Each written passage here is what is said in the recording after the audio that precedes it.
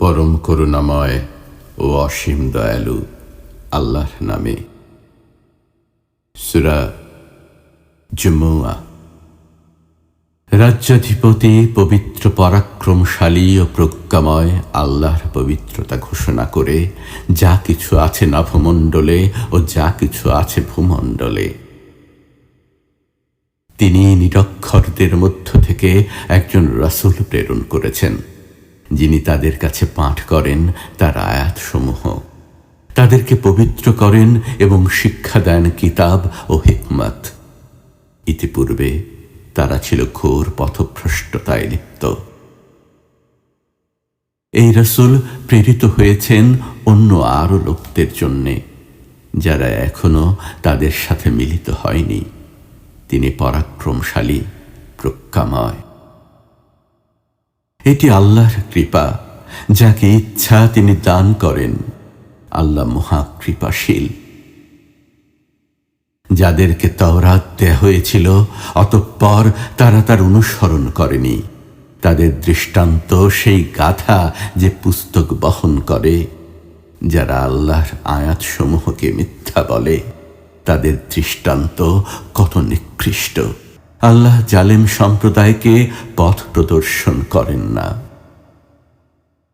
বলুন, হে ইহুদিগণ, যদি তোমরা দাবি করো যে তোমরাই আল্লাহর বন্ধু, অন্য কোনো মানব নয়, তবে তোমরা মৃত্যু কামনা করো, যদি তোমরা সত্যবাদী হও। তারা নিজেদের কৃতকর্মের কারণে কখনো মৃত্যু কামনা করবে না। আল্লাহ জালেমদের সম্পর্কে সম্যক অবগত আছেন। বলুন, তোমরা যে মৃত্যু থেকে পলায়ন পর, সেই মৃত্যু অবশ্যই তোমাদের মুখোমুখি হবে। অতঃপর তোমরা অদৃশ্য দৃশ্যের জ্ঞানী আল্লাহর কাছে উপস্থিত হবে। তিনি তোমাদেরকে জানিয়ে দিবেন সেসব কর্ম যা তোমরা করতে। মুমিনগণ, জুমার দিনে যখন নামাজের আজান দেয়া হয়, তখন তোমরা আল্লাহর স্মরণের পানে ত্বরা করো এবং বেচাকেনা বন্ধ করো। এটা তোমাদের জন্যে উত্তম, যদি তোমরা বুঝো। অতঃপর নামাজ সমাপ্ত হলে তোমরা পৃথিবীতে ছড়িয়ে পড়ো এবং আল্লাহর অনুগ্রহ তালাশ করো ও আল্লাহকে অধিক স্মরণ করো, যাতে তোমরা সফল কাম হও।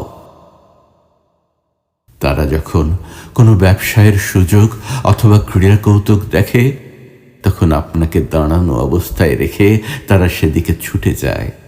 বলুন, আল্লাহর কাছে যা আছে তা ক্রীড়া কৌতুক ও ব্যবসা অপেক্ষা উৎকৃষ্ট। আল্লাহ সর্বোত্তম রিজিক দাতা।